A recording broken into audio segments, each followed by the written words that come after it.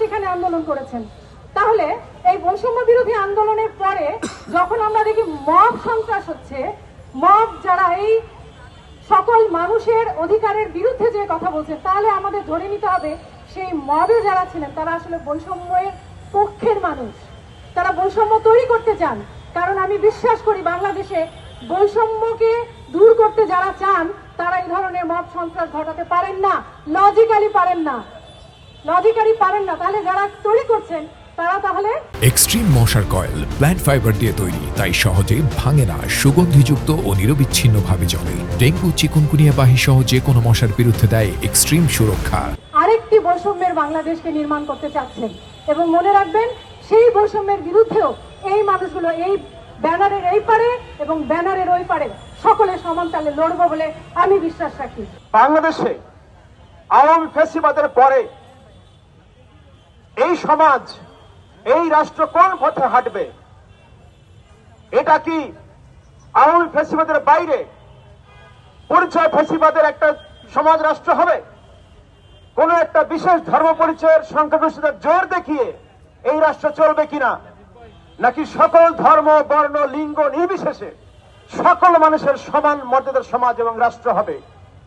এই বিষয়ে এই সরকারের হয়তো কোনো আন্তরিক অঙ্গীকার আমরা লক্ষ্য করছি না।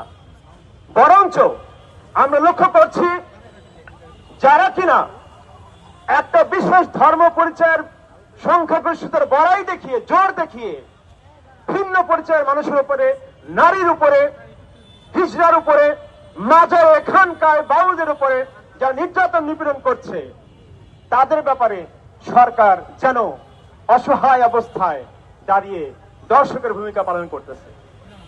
এটা অত্যন্ত লজ্জার।